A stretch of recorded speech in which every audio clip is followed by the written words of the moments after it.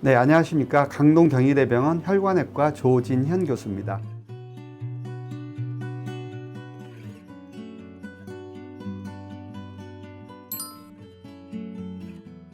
혈전증이란 건 혈관 내에 혈액이 굳어져서 피떡이 만들어진 걸 혈전증이라고 하거든요. 심부정맥 혈전증은 다리에도 마찬가지고 손에도 마찬가지, 팔에도 마찬가지지만 근육 안쪽에 있는 정맥을 심부정맥이라고 하는데 거기에 생긴 혈전증을 심부정맥 혈전증이라고 합니다.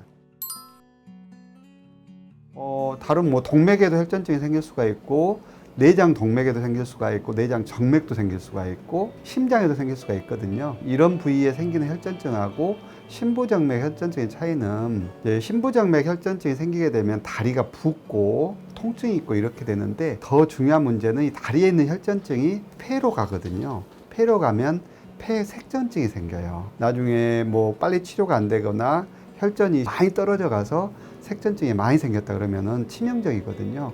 그래서 중요합니다.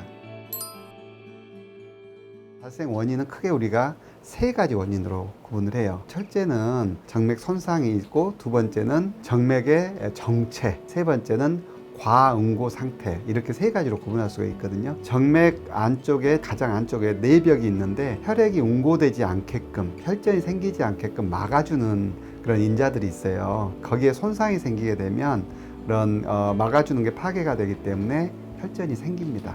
다치거나 운동 중에 다치거나 아니면은 수술하는 것 때문에 혈관이 손상되거나 이런 것 자체가 혈전증이 생길 수가 있거든요. 두 번째는 혈액이 정체되는 거. 물이 고이게 되면 약간 탁해지고 또 안 좋아지잖아요. 그거 똑같아요. 혈관이 이렇게 혈액이 정체가 되면 끈적끈적해지고 거기에 혈전증이 생길 수가 있어요. 이코노미 클래스 증후군이라고 들어봤잖아요. 그거 똑같이 오랫동안 앉아있게 되면 다리 혈액이 정체되는 거거든요. 또 두 번째는 아마 오래 연세가 있으신 분이거나 장애가 있으신 분들이 오래 누워만 계세요.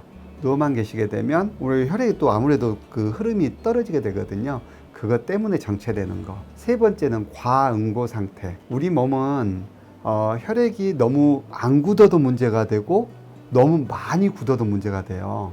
너무 안 굳으면 출혈이 생기는 거고 너무 많이 굳으려고 하면은 혈전이 생기고, 근데 그런 상태가, 적절한 상태가 파괴되는 거. 대표적으로 뭐가 있냐면 암, 또 혈액이 우리 몸에서 굳지 말게 하는 인자가 있는데 그런 게 감소가 된다거나 그럴 때는 혈전증이 생겨요. 증상은 혈전증의 정도에 따라 좀 달라요. 아주 혈전의 양이 적었을 때 그때는 증상이 경미해요. 종아리가 약간 묵직하고 종아리가 좀 뻐근하고 어딘지 좀 불편하다, 이 정도 상태거든요. 혈전이 한번 생기게 되면 그대로만 있으면 문제가 안 되는데 눈사람 만들 때 눈을 굴려가지고 뭉치잖아요. 그거 똑같아요. 혈전이 생기게 되면 눈덩이 이렇게 커지듯이 점차 커져요. 처음에는 이 종아리에만 혈전이 있다가 점차 뭉치게 되면 위로 올라가서 다리 전체 혈관을 막거든요. 그러게 되면 다리가 심하게 붓습니다. 그게 특징적인데, 동맥에서는 심장에서 계속 혈액을 뿜어줘요. 그러니까 다리로 계속 피는 가는데 다시 다리로 갔던 혈액이 심장으로 올라와야 되는데 보내준 혈액이 빵빵빵빵 고이면서 다리가 이렇게 붓게 돼 있습니다. 초기에는 많이 안 보여. 그러니까 다른 거하고 구분하기가 힘들죠. 근데 심하게 부으면 우리가 거의 눈에 띄게 그러면 2배 이상 커지거든요. 초기에는 그러니까 구분하기 힘들지만 나중에는 뚜렷하게 구분이 됩니다. 글쎄, 추위 자체가 갑자기 늘거나 그런 건 아닌데 보통 1000명에 1명 정도 발생한다고 하거든요. 위협인자가 있는 경우, 오랫동안 직업적으로 앉아있거나 서 있는 경우, 다친 경우, 또 암이 있는 경우, 이런 경우는 아무래도 발생률이 높아지죠. 고령자가 더 많습니다.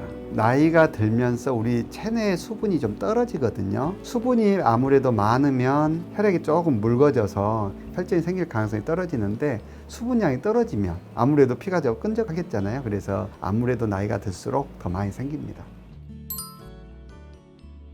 저희가 임상적으로 확 느끼기에는 크게 차이는 없는 것 같아요. 백신 맞으시고 나서 오신 분들이 다리가 좀 통증이 있다, 붓는다 해가지고 제가 쭉 검사를 좀 해보거든요. 초음파를 하거나 CT를 해가지고 혈전증이 있는지를 보는데 혈전증이 생겼던 분은 없었거든요. 그래서 갑자기 백신 맞고 많이 늘었다, 그런 건 알기가 좀 힘듭니다. 네.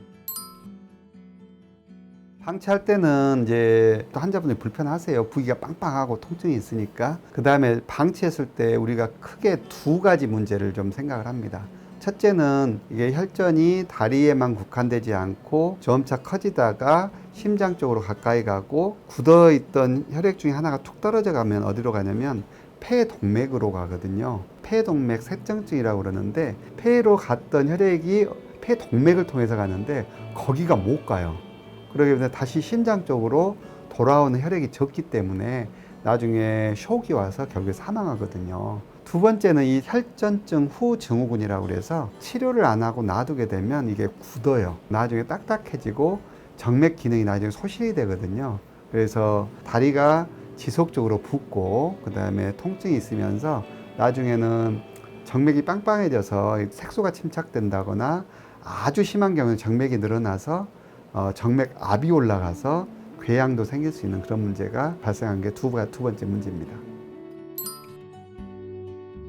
우리 몸에 어느 부위나 혈전이 있게 되면 D-다이머라는 게 있거든요. 혈액 검사를 해가지고 혈전이 있나 없나를 확인하고 확진 검사는 크게 두 가지 초음파와 CT 검사가 있거든요. 초음파로 보면은 정맥이 빵빵하게 붓고 안에 채워지는 게 있거든요. 그렇게 해서 초음파가 1차적인 검사법이 되겠고 우리가 CT는 단층 촬영이거든요. 폐부터 해가지고 다리까지 쭉 단층을 봐가지고 혈전이 있게 되면 CT에서 딱 보이거든요. 두 가지 방법으로 확진을 합니다.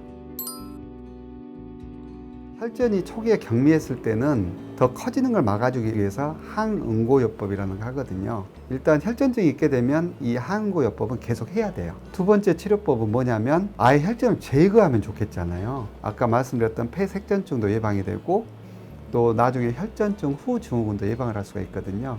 혈전을 제거하는 방법이 있습니다.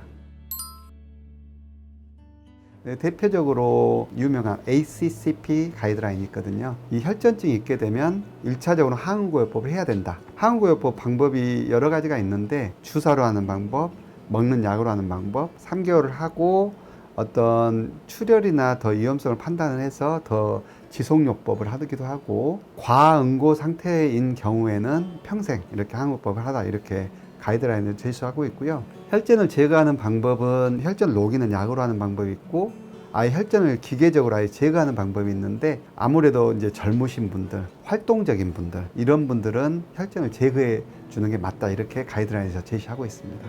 요즘에는 이제 조금 더 쉽게 혈전을 제거하는 장비들이 좀 많이 나왔어요. 그래서 혈전증을 적극적으로 제거하는 경향으로 가고 있습니다.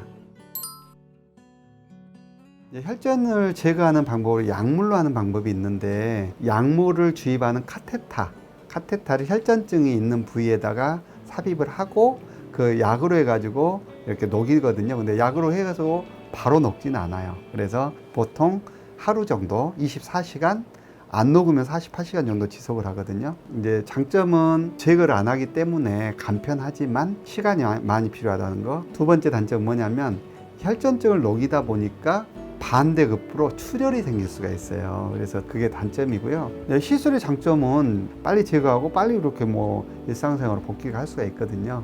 그 남기는 걸 막는 항응고요법보다는 훨씬 좋은 게 혈관을 확 뚫어버리니까 증상을 확실하게 빨리 경감시킬 수 있다는 그런 장점이 있고 두 번째는 치명적인 폐색전증을 막을 수 있는 그런 장점이 있고 혈전증 후 증후군을 낮출 수 있다는 그런 장점이 있습니다.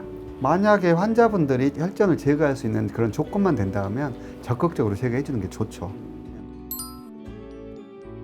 혈전은 한번 생기게 되면 계속해서 굳어지다가 딱딱해지거든요. 근데 2주가 경과가 되잖아요. 약제로도 용해가 안 되고 기계로도 제거가 안 됩니다. 오래 경과하는 경우에는 우리가 이제 결국에 하는 방법은 항응고요법을 유지하고 우리가 스타킹이나 이걸로 해서 압박요법을 하거든요. 막혀 있고 시간이 경과에 뚫리지 않다 그러면은 혈전 확 제거하는 방법보다는 떨어지지만 막힌 부위를 스텐트를 넣어가지고 넓혀주는 그런 방법도 할 수가 있습니다.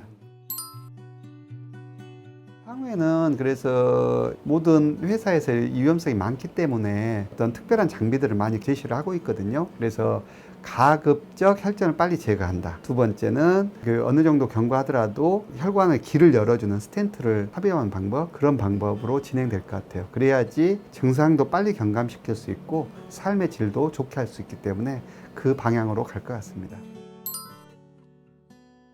위험인자 초기에 세 가지를 말씀드렸는데 위험인자만 피하면은 확실하게 예방할 수가 있거든요. 그래서 가급적 이제 막 다치지 않게 하는 게 이제 중요하겠지만 제일 우리가 예방에 도움이 되는 것은 두 번째 위험성이었던 정체되는 걸 막아줘야 되거든요. 오래 앉아 계신다거나 오래 서 계신 것보다는 종아리가 움직이기는 근육이 움직이는 그런 운동을 해주신 게 예방에 가장 좋거든요. 주기적으로 운동을 해주시는 게 좋고 탈수가 되면 혈전증이 생기기 때문에 운동 후에나 또 뜨거운 낮 동안에는 이거 수분 섭취가 중요하거든요.